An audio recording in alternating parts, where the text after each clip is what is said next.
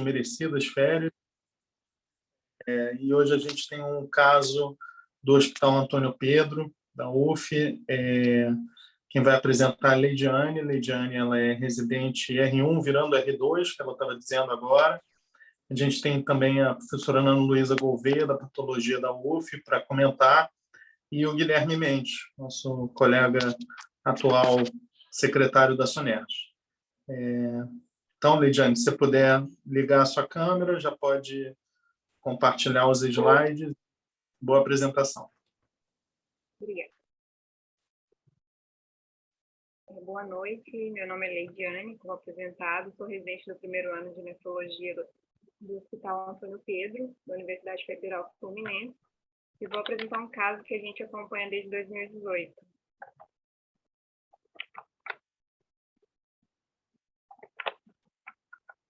AFFN, 49 anos, masculino, casado, natural de Natal, Rio Grande do Norte, residente de São Gonçalo, Rio de Janeiro.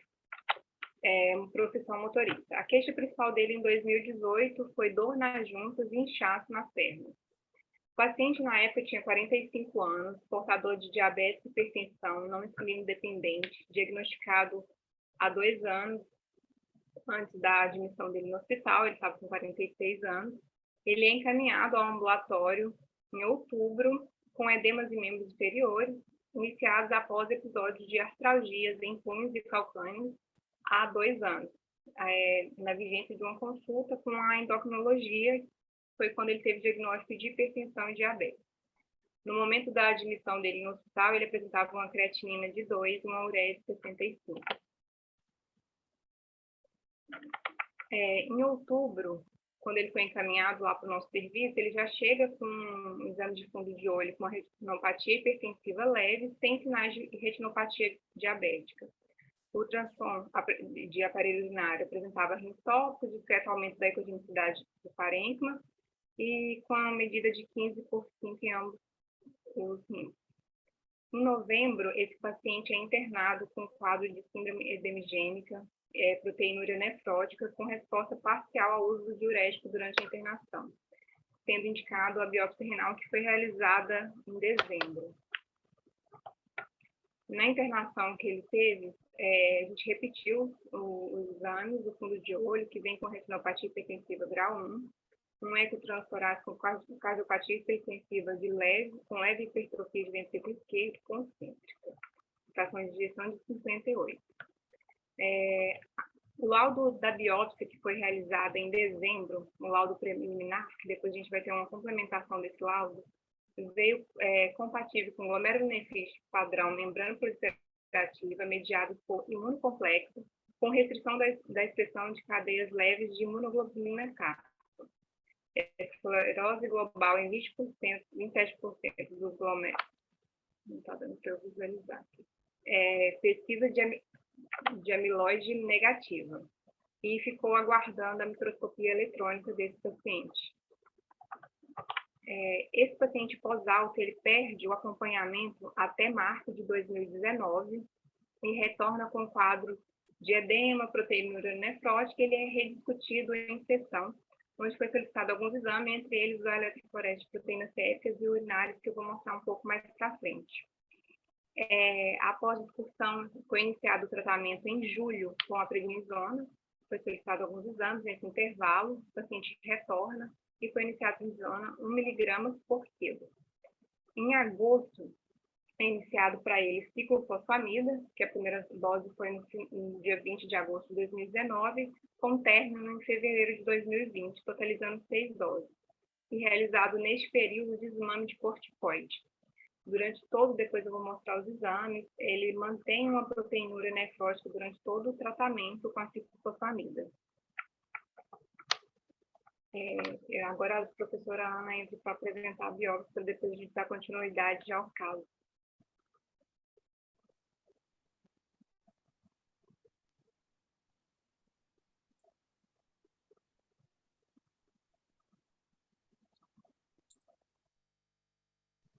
Acho que você tem que descompartilhar agora, Leidiane, para ela poder compartilhar.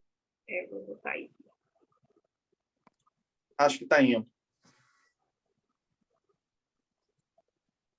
Coloca em modo apresentação, por favor, professora Kelly.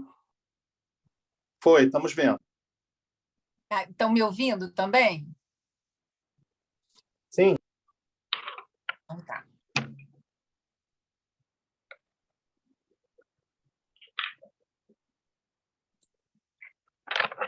Então, vieram 2 fragmentos, né, que a gente já observa aqui, meio a músculo esquelético.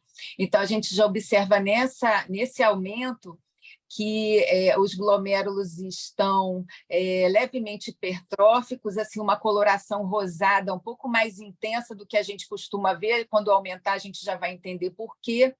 E tem também alguma lesão no compartimento túbulo intersticial, porque esses túbulos estão um pouco mais atróficos em algumas áreas, com um pouco de expansão fibrosa e também um certo infiltrado inflamatório. Aqui na prata metenamina, a gente observa a esclerose global em 2 dos glomérulos, né? Em torno de 27% dos glomérulos tinham esclerose global.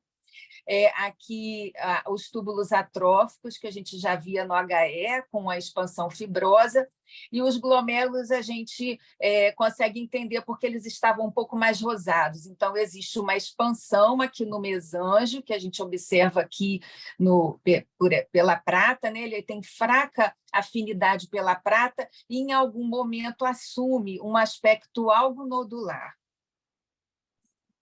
Aqui um detalhe, né, dos glomérulos no HE, a gente observa, então, que existe uma certa acentuação da lobulação, existe essa expansão do mesanjo, que em áreas assume um aspecto nodular, e também existe um espessamento da parede capilar.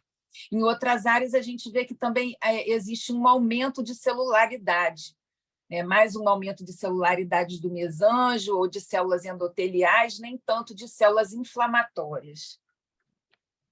Aqui um detalhe desse aspecto nodular e o espessamento da parede capilar, que no PAS a gente vai ver que existe em áreas um duplo contorno, então caracterizando um padrão membrano proliferativo, né? Então, esse padrão de lesão glomerular que acomete, que está relacionado a várias doenças distintas, né?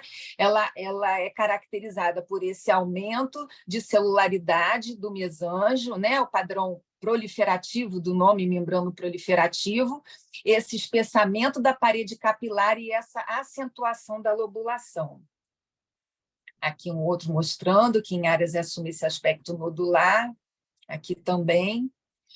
O detalhe da prata, que a gente viu que esse depósito ele tem fraca afinidade pela prata, e aqui o PAS mostrando o duplo contorno.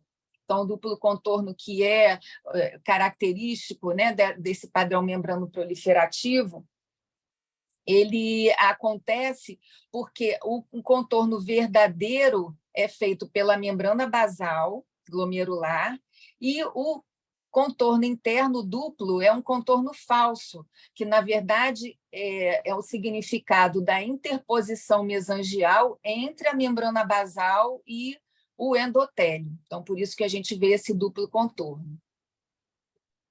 Aqui, continuando, no tricrômico de Masson, a gente vê também que existem alguns depósitos fucsinófilos. E aí, toda glomerulopatia nodular é mandatório que a gente faça pesquisa de substância amiloide, né, pela coloração vermelho-congo, uma vez que a amiloidose glomerular ela geralmente assume esse aspecto nodular. Então, aqui a lâmina foi digitalizada, então vocês veem exatamente como veio a lâmina para mim. Os fragmentos, né, que estavam no bloco da biópsia renal, e também aqui um fragmento de pele, que é o fragmento controle. Então, toda vez que a gente vai fazer uma coloração especial, pesquisando alguma substância, a gente faz um controle junto na lâmina. O técnico, quando vai corar, ele cora os 2 fragmentos para justamente esse controle, que é sabidamente positivo, a gente saber se a reação deu certo. Então, a gente vê aqui o fragmento da pele, que eu vou detalhar aqui um pouco mais. É uma pele onde a gente tem aqui uma massa amorfa, né, congofílica, né, com afinidade pelo vermelho congo, com essa cor salmão, que é o material amiloide. Mas o amiloide não basta ser congofílico, né? Porque o colágeno também ele pode ser congofílico. Para a gente diagnosticar a amiloidose, a gente precisa utilizar a luz polarizada. Então, a gente está vendo aqui um folículo piloso, onde tem uma área aqui que é congofílica, suspeita de substância amiloide, mas a gente só pode confirmar quando a gente usa a luz polarizada e ele polariza verde, esse verde maçã. Então, repara que aqui polarizou também, está brilhante, mas aqui não está verde. Então, isso aqui é colágeno, isso aqui que é o amiloide. Então, a gente fez a coloração, né? E a gente está aqui o glomérulo com as áreas nodulares, com a cor salmão, só que a gente, na polarização, ele não polarizou verde-maçã. Então, ele é negativo para a substância amiloide, embora tenha esses nódulos aparentemente congofílicos. Continuando, então, o estudo, né, o material que foi submetido à imunofluorescência, então, ele foi positivo para IgG, para C3, C1q, kappa de forte intensidade. IgM foi fraco positivo, né? E a gente teve aqui, então, uma negatividade para cadeia leve de imunoglobulina lambda, então, configurando, então, uma restrição de cadeia leve kappa. Só rapidamente, né, essa classificação das membranoproliferativas atuais, né, é nova, mas ela já tem mais de 10 anos, né? Como eu falei, a membrana proliferativa ela é um padrão, né, que pode ser relacionado a várias condições. Então, ela tem que ter um padrão membrano proliferativo, com aquelas características que a gente falou, de espessamento da parede capilar, de acentuação da lobulação e de aumento de celularidade, né, que é o proliferativo do membrano proliferativo. Então, ele é um saco de gato com várias doenças ali que podem ter esse padrão. A fluorescência ela já nos delineiam grupos, né? Então, os casos que são positivos para imunoglobulina e complemento, né? Eles entram, então, no grupo das membranoproliferativas mediadas por imunocomplexos, que estão relacionadas a várias condições, infecções, doenças autoimunes, depósito de imunoglobulina monoclonal. Um outro grupo é dos casos que são dominantes ou codominantes para C3, né? Então, são os casos de glomerulopatia por C3, que a eletrônica divide, né, nos dois grupos da glomerulonefrite por C3, a doença de depósito denso. E temos um terceiro grupo, que não tem positividade para fluorescência, nem para imunoglobulina, nem para complemento, que são os casos de microangiopatia trombótica, que também estão relacionados a várias condições. Então, esse nosso caso até agora, ele entra aqui nesse das glomerulonefrites membranoproliferativas mediadas por imunocomplexo, que tem várias condições que podem estar associadas. Mas, de qualquer forma, ela é uma glomerulopatia nodular e que tem um depósito com restrição de cadeia leve. Então, esse algoritmo aqui do Dr. Colvin, ele é bastante prático para nós, né? Então, eu segui esse algoritmo. Fizemos o vermelho Congo foi negativo, como eu mostrei para vocês. Fizemos a fluorescência, e a fluorescência mostrou um depósito monotípico, né? Que ele tinha capa e não tinha lambda.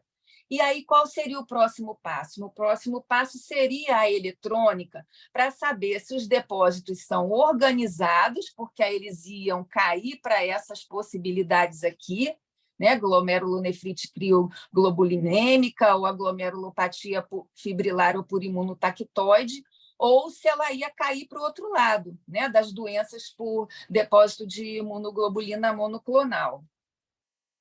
E aí, essa análise ela foi feita em 2 momentos, né? Que a gente estava com dificuldade naquele momento para a eletrônica, né? Por isso eu liberei um laudo preliminar, aguardando a microscopia eletrônica.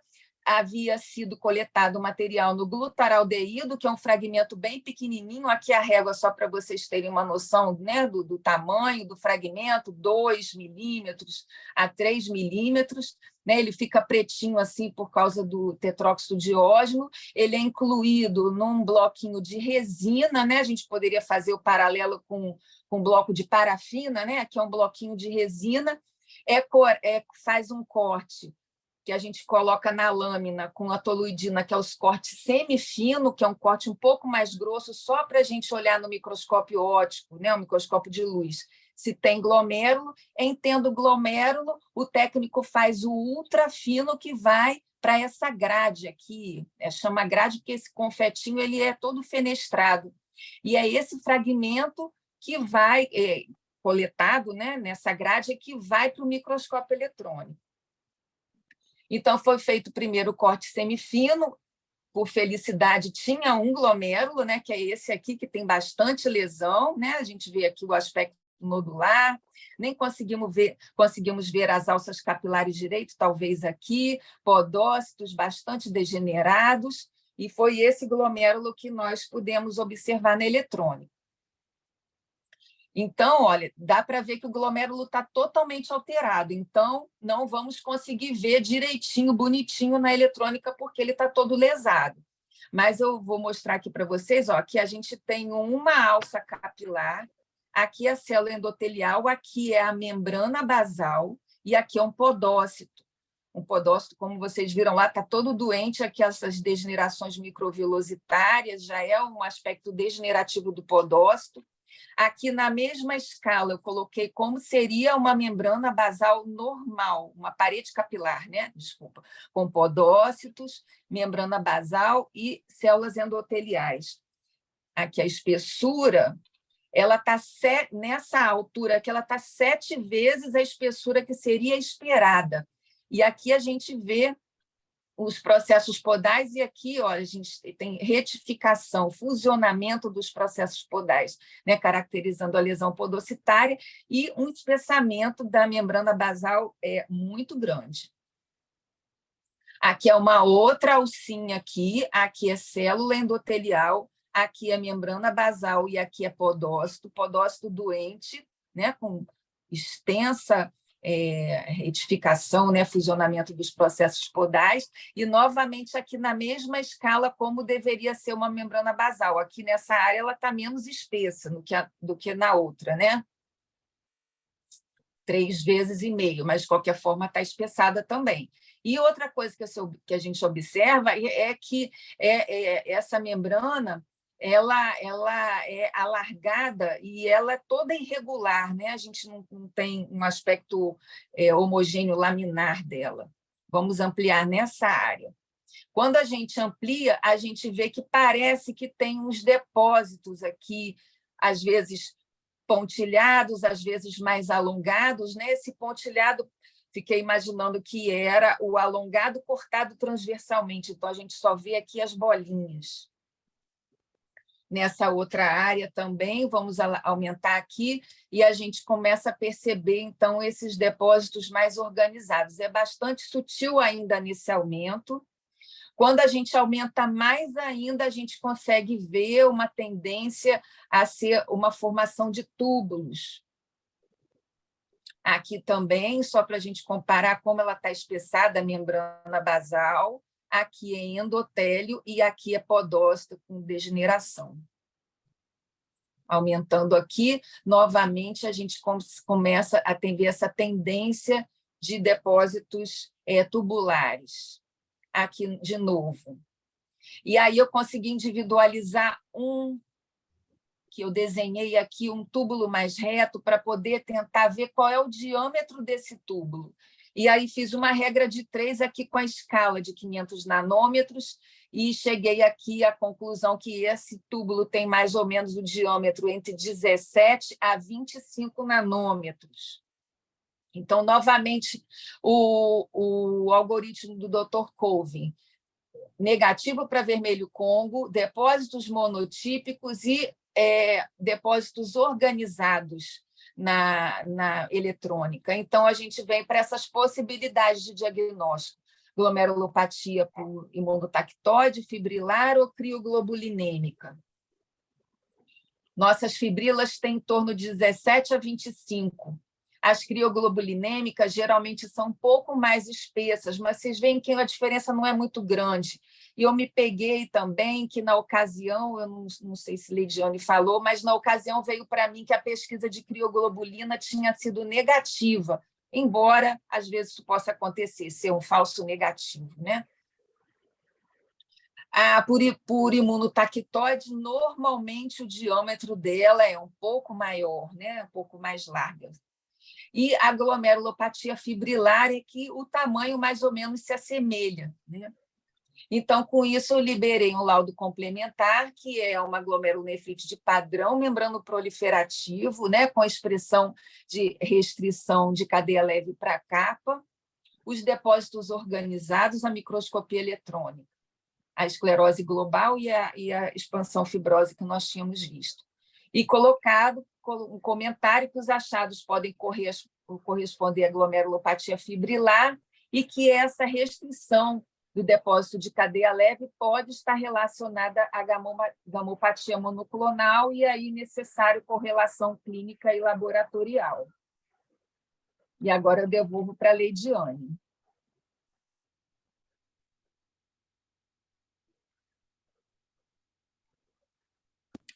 Ótimo, obrigado, professora. Acho que a exposição super completa, né? A gente não está muito habituado a ver microscopia eletrônica, então você foi bem elucidativa, né? E didática aí, mostrar o passo a passo desde o preparo da amostra até mostrar para a gente a arquitetura normal e o que achou e como a microscopia eletrônica é importante, principalmente nesses casos de lesão membrana proliferativa, né? Leidiane, você quer terminar, então, por favor, colocar qual foi a evolução do paciente, tratamento?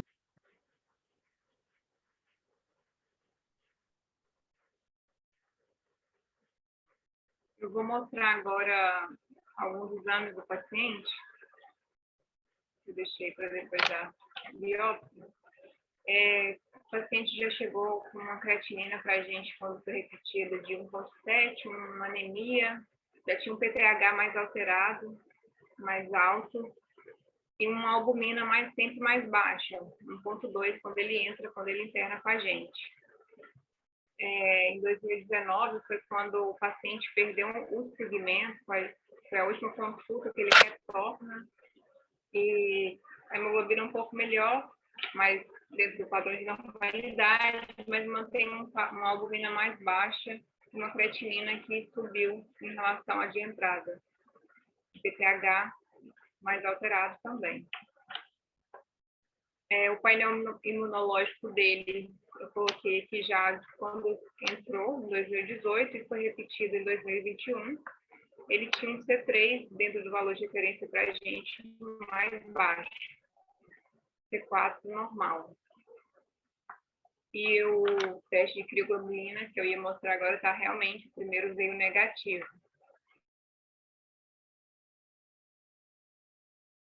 Paciente. O exame de urina sempre com o mesmo padrão, sempre com presença de proteína e hemoglobina, com presença de eritrócitos também, de todos os exames de urina que ele fez com a gente até o presente momento, mantém o mesmo padrão. A proteinúria de 24 horas e as amostras isoladas, a gente pediu RPC e RAC, em relação à proteína creatinina, em relação à albumina creatinina, sempre num padrão nefrótico. De entrada, o paciente tinha 7 gramas de RPC e seguiu sempre dentro do padrão nefrótico. A gente consegue acompanhar até em 2020 esse paciente de forma regular, e no período da pandemia ele perde o acompanhamento com a gente por aproximadamente 1 ano. Aqui também foi a eletroforese de proteínas séricas, que vem com pico monoclonal na fração gama-globulina, uma imunofixação, presença de componente monoclonal IgG-kappa. A eletroforese de proteínas urinárias veio com ausência do componente monoclonal. Eu coloquei só uma imagem, mas todas as outras eletroforeses de proteínas urinárias desse paciente veio com ausência de componente monoclonal, que foram feitas anualmente. Imunofixação urinária também ausência de componente monoclonal. Em fevereiro de 2020, foi feita novamente a eletroforese de proteínas, vem com o mesmo padrão. Em março, a gente encaminha esse paciente para a hematologia para poder ser avaliado, depois do laudo complementar da biópsia, das eletroforese de proteína com imunofixação. Foi avaliado, na vigência ele foi feito uma biópsia de medula óssea e mielograma, e ficou como sem critério para caracterizar doença plasmocitária clonal, devido à ausência de bandas monoclonais na urina e pico monoclonal sérico incipiente. E ficou como hipótese diagnóstico pela hematologia na época, gamopatia monoclonal de significado indeterminado, sem associação com doença renal. E eles realizaram biópsia, que eu vou mostrar, e deram alta e o paciente retorna para o nosso ambulatório e seguiu em acompanhamento. O mielograma vem com medula óssea reacional, 5% de plasmócito típico, e a biópsia de medula óssea vem com cerca de 5% de plasmócitos policlonais, apenas. Em 2021, que foi na época da pandemia, que eu mostrei os exames, que ele encerrando o tratamento, ele retorna com edema importante de membros inferiores, proteína nefrótica, aumento das escórias nitrogenadas e retorna com o uso de prednisona. Nesse período da pandemia, ele não fez uso de nenhuma medicação, ficou sem acompanhamento. Foi solicitado novamente eletroforese para ele, urinárias séricas com imunofixação e relação cadeia leve livre sérica. Persiste ainda, como eu falei, a ausência de banda monoclonal na eletroforese de proteínas urinárias e na eletroforese de proteínas séricas, nessa data tem um pico em alfa 2 e beta, com imunofixação sérica com presença de componente monoclonal e IgG-kappa, urinária, ausência de componente monoclonal. Aqui eu coloquei algumas imagens apenas dessa bactéria urinária. E essas duas foram comparativas em relação à eletroforese de proteínas séricas. Do mesmo ano, de 2021, um no mês de maio, outro do mês de novembro.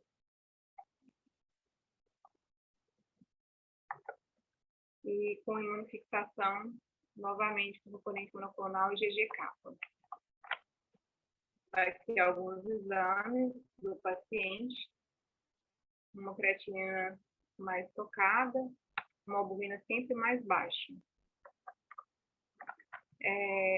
Como na vivência desse raciocínio clínico nosso, pensando numa doença com significado renal, a gente encaminha novamente ao ambulatório de oncomatologia, ele é reavaliado e foi solicitado uma revisão de lâmina de biópsia de medula óssea para pesquisa de proteína amiloide, coloração vermelha do Congo, que veio negativa também. Em novembro de 2021, foi solicitado bortezomib e foi uma discussão em relação ao diagnóstico desse paciente com a equipe de nefrologia, fechando o diagnóstico de gamopatia monoclonal de significado renal e a indicação do início de bortezomib digital para esse paciente. E ele inicia o ciclofosfamida 50 mg 7 comprimidos por semana, e iniciou também os ciclos de bortezomib em 2022. Ele já terminou 4 ciclos. E segue com prednisona e ciclofosfamida. Aqui alguns exames também que coloquei. Ele ainda mantém, eu vou mostrar na urina de 24 horas, uma proteinúria na faixa nefrótica ainda, após o início do tratamento, e foi questionado a continuidade desse tratamento agora, sendo que o paciente ainda mantém um quadro de proteinúria nefrótica, está estabilizada a função renal no momento, e critérios de resposta parcial ao tratamento. Sempre o EAF dele segue o mesmo padrão, com proteinúria e hemoglobinúria. Guilherme, quer fazer algum comentário, Vitor? Eu acho que a professora perguntou esse parecer de Mato, né, quanto à questão que colocaram que seria uma gamopatia monoclonal não relacionada à doença renal, quando, na verdade, parece ser mais uma gamopatia monoclonal de significado renal, né, que é alteração relacionada, sim, à alteração hematológica. Isso. Foi descartado a alteração hematológica e, no primeiro momento, eles relataram que seria indeterminado, porque o paciente já tinha alteração prévia de função renal, e, a princípio, eles não tratariam como um significado renal. Foi após o autocomplementar da biópsia, os exames, né, que tem o mesmo clone, tanto na biópsia, é o mesmo clone da eletroforese de proteínas séricas e de IgK, e aí ficando como esse diagnóstico, foi solicitado a medicação. A princípio, após os 6 ciclos de ciclophosphamida, o paciente manteve o padrão de proteinúria nefrótica e função renal estabilizada, né? Foi após essa discussão de diagnóstico, né, que a princípio tinha fechado o diagnóstico com forma indeterminada. Quando foi fechado o diagnóstico de gamopatia monoclonal de significado renal, e foi instituído esse tratamento para o paciente. Ele terminou agora 4 ciclos de bortezomib, e o questionamento seria se vai continuar, né, com o tratamento, devido à resposta dele no momento. Oi, Leidiane. Oi. Oi. Estão vendo? Então, esse caso foi um caso que parece arrastado, né? Mas, na verdade, ele começa em 2018, com uma síndrome nefrótica. A gente segue a investigação, tem uma suspeita de um quadro hematológico, biopsia, por eles não ter o recurso, a gente está sem a microscopia eletrônica no momento. A gente não teve como fechar pela própria biópsia, isso daí, e na investigação, no segmento, segue para hematologia, dito como um significado indeterminado, nós achamos uma determinação para esse significado, e é insistido no tratamento. Isso, a impressão é que se talvez a gente tivesse conseguido no primeiro momento dar todo o segmento, fazer toda a investigação, às vezes a gente consegue ter uma informação muito melhor e poder seguir esse tratamento mais precocemente. Isso mostra a importância da patologia, a importância da microscopia eletrônica, a importância de discutir o diagnóstico e de insistir no diagnóstico, porque se a gente tivesse considerado, como a Mato considerou em um primeiro momento, que é um crônico que tem uma gamopatia monoclonal de significado indeterminado, esse paciente teria sido deixado de lado e, bom, vamos deixar um crônico que tem uma gamopatia monoclonal, que não vai tratar e progrediria para a doença renal. O Vitor participou mais ativamente desse caso, vou deixar ele comentar um pouquinho mais a evolução disso. Oi, tá ouvindo? Então, sim. Então, a gente até colocou um último slide como conclusão sobre o que esse caso trouxe para a gente de importância. A primeira coisa é acerca do diagnóstico diferencial das glomerulonefrites membranoproliferativas. E antigamente se utilizava muito a microscopia eletrônica para fazer o diagnóstico diferencial, mas foi visto nos últimos anos que esse diagnóstico é feito muito melhor quando se utiliza a imunofluorescência, inclusive despencando o número de casos de glomerulonefrites membranoproliferativas idiopáticas. Segundo, todo caso de síndrome nefrótica, principalmente em pacientes acima de 50 anos, a gente tem que pesquisar a presença no soro de gamopatia monoclonal, e esse rastreio de gamopatia monoclonal não pode ser feito única e exclusivamente com eletroforese de proteínas séricas.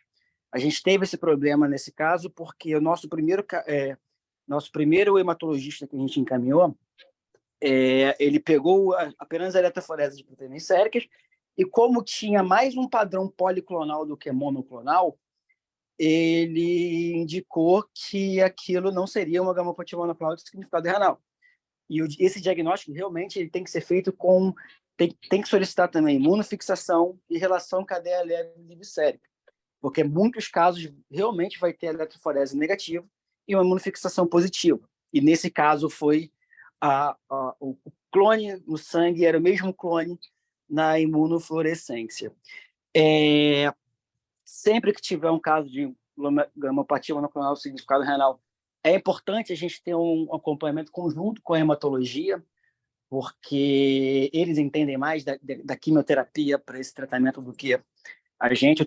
Esse paciente ele utilizou desde o começo uma ciclofosfamida com prednisona, que não é um tratamento correto, que não é um tratamento curativo, mas que foi uma terapia citorredutora que segurou a doença e impediu que ele evoluísse direto para a doença renal crônica. Mas isso não é o tratamento correto. O tratamento correto é aplicado ao clone neoplásico. Se o clone for uma EGM, a gente faz rituximab. Se o clone for IgG, bortezomib, que é o que ele está fazendo agora. E também a importância da microscopia eletrônica no diagnóstico diferencial das gamopatias monoclonais, principalmente quando a nossa biópsia não cora para vermelho do Congo. E aí eu parabenizo a professora Ana pelo diagnóstico brilhante. Queria agradecer também os hematologistas que nos deram apoio, que foi o Dr. Jacques Kaufmann e o Daniel Mercante.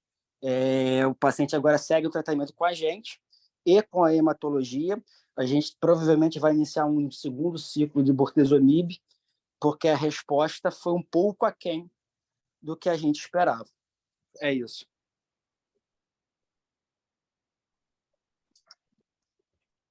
Perfeito, Vitor. Acho que a exposição da Leidiane foi ótima. De novo, a aula da professora Ana foi sensacional, né? Colocando aí as alterações que a gente vê na microscopia eletrônica, né? E, de novo, muito didático, mostrar desde o passo a passo. A microscopia eletrônica ainda é, infelizmente, um exame que a gente vê pouco, né? Então, aprendi muito hoje. E agora, para terminar, o Guilherme e principalmente o Vitor, acho que falou bem aí da condução desse caso, do rastreio da discrasia monoclonal, né? E do trabalho conjunto com o hematologista, né? Eu acho que esse parecer inicial de hemato a gente vê bastante, né? Eu acho que de um tempo para cá, talvez de um ano para cá, os hematologistas começaram a acreditar nessa história da gamopatia monoclonal de significado renal, né? Que antes eles achavam que não, que isso não, se não tinha doença na medula, não ia ter doença no rim. Então, realmente, o manejo da quimioterapia é algo que eles estão muito mais habituados, né? Então, é realmente um trabalho conjunto. Guilherme, você quer comentar alguma coisa? Também, pessoal que está assistindo, né? Temos 32 assistindo a gente no momento, a gente sempre consegue manter uma audiência boa. Agradecer a todos novamente. Se tiverem alguma pergunta, coloquem no chat. E Guilherme, quer fazer mais alguma colocação? Não, acho que você fechou bem. O Vitor também, porque tem a importância do patologista estar junto da gente e a gente contar com as especialidades. Nós não estamos sozinhos, as doenças do rim não estão sozinhas na maioria das vezes, e nesse caso o hematologista, nesse momento, dá um bom suporte. E, claro, as doenças glomerulares são doenças que o patologista faz parte, o patologista tem que participar bastante da discussão, e no caso a Ana, em todas as participações dela, todos os eventos dela lá na UF, discutindo o caso, acrescentou bastante. Eu tenho uma pergunta para a professora Ana. A gente tem visto agora, alguns colegas têm feito microscopia eletrônica a partir do resgate do bloco de parafina, não preservado inicialmente no gluteraldeído.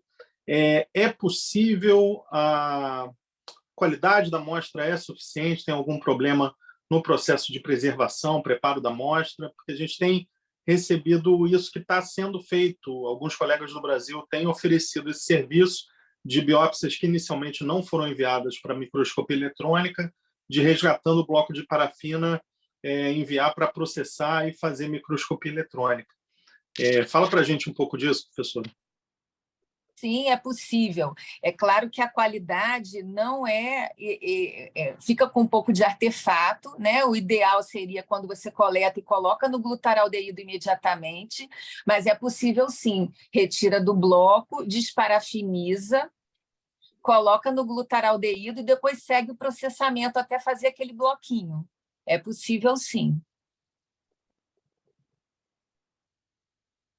Obrigado.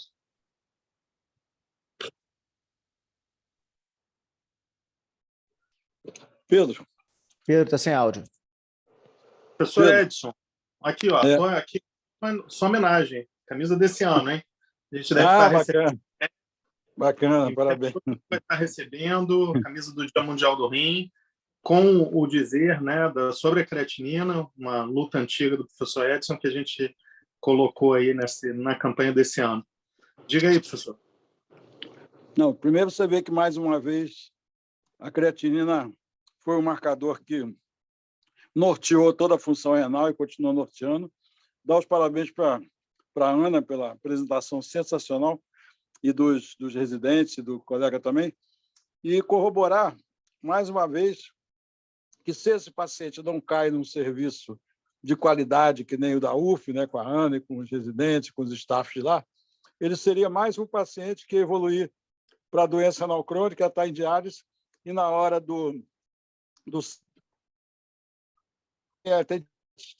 ia ser colocado em diabetes, tem hipertensão, ia ser colocado em hipertensão.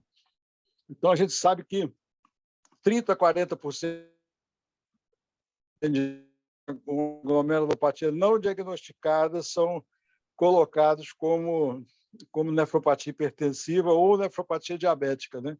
E só com o diagnóstico precoce e o encaminhamento por serviço de qualidade é que a gente vai ter essa diferenciação, né?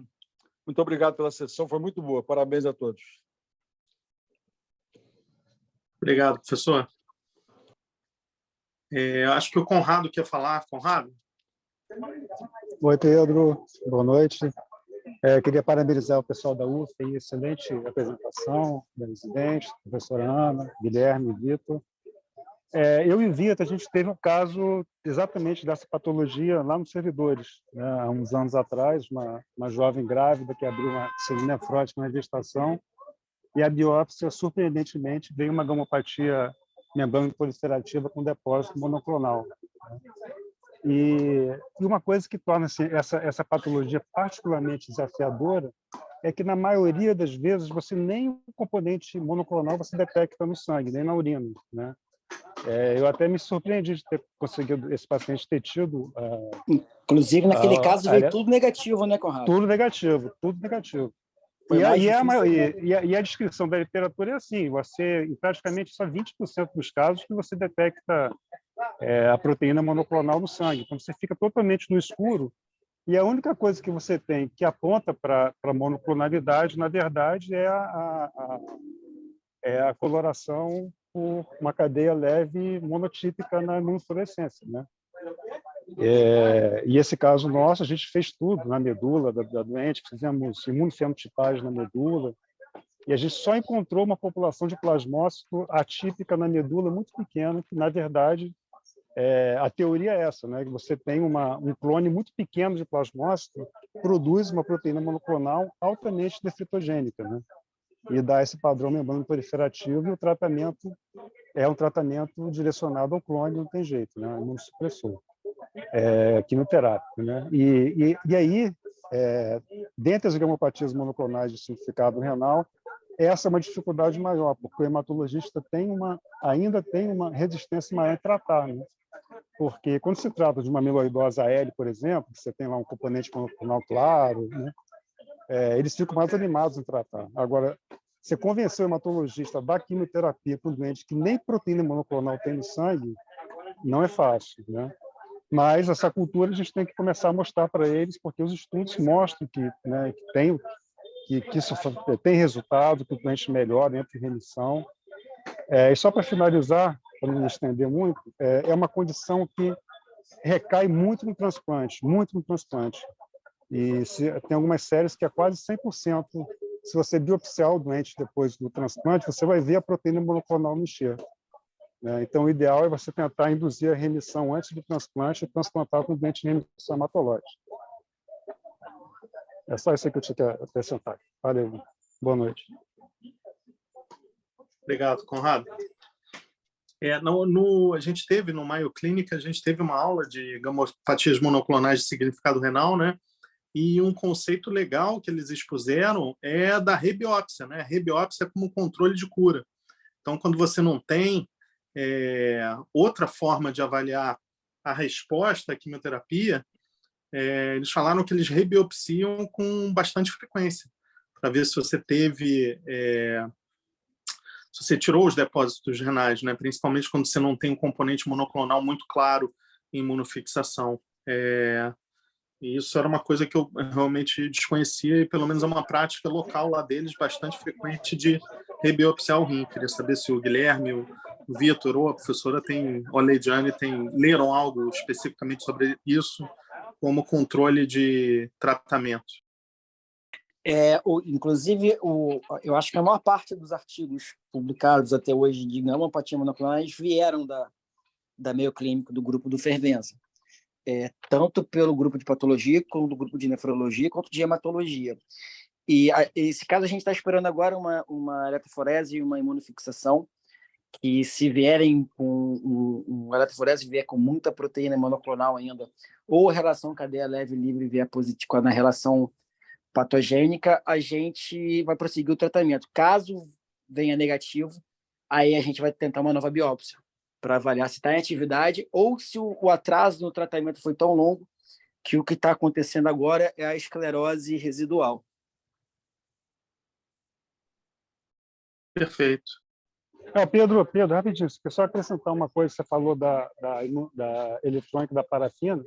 Nesse caso que eu e o Vitor acompanhamos, a gente mandou para o Stanley, lá em BH, e ele recuperou, e a gente conseguiu detectar lá, tinha depósito subendotelial, e aí a gente confirmou que, na verdade, não era uma doença fibrilar, né? Era uma doença realmente por depósito monoclonal. Então, foi bacana que a gente... foi até uma cortesia que ele fez, a gente conseguiu recuperar da parafina a eletrônica. Legal. Temos mais alguma pergunta de algum dos participantes?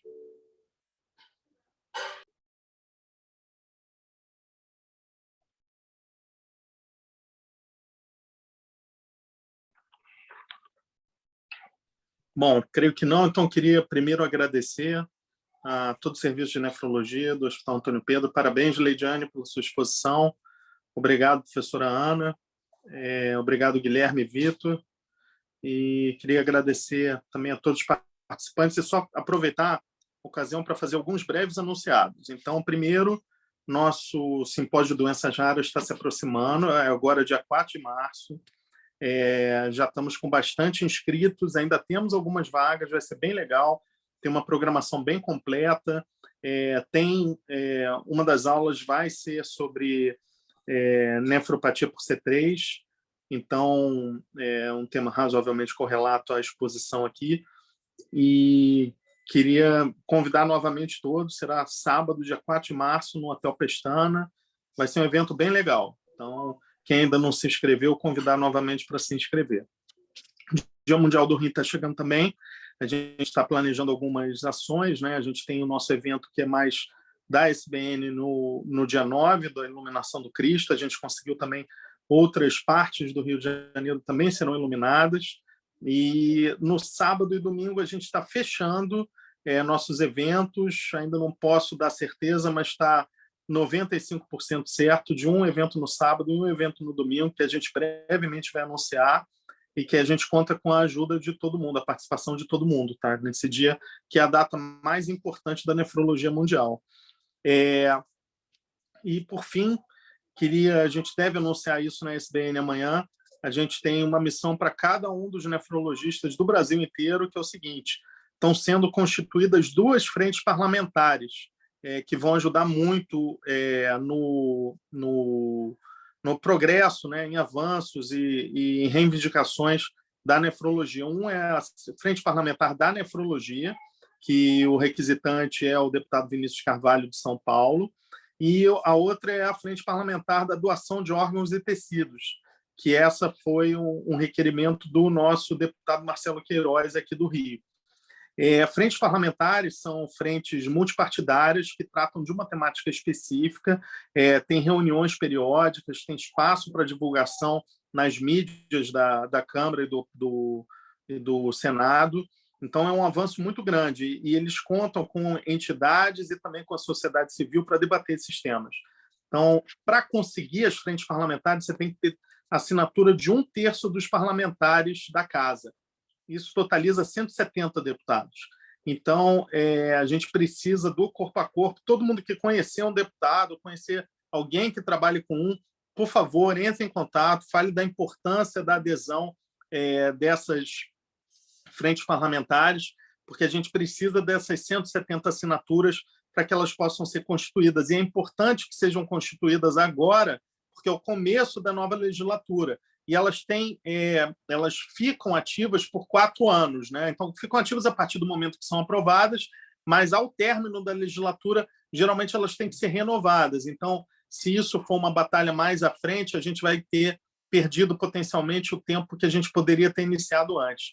Então, a gente vai divulgar mais isso pelos canais da SBN, da Sonerj também, mas já fiquem com isso na cabeça. E quem já souber de algum deputado, algum conhecido, por favor, vamos atuar, que isso vai ser muito importante para a nefrologia do Brasil e para a nossa nefrologia também.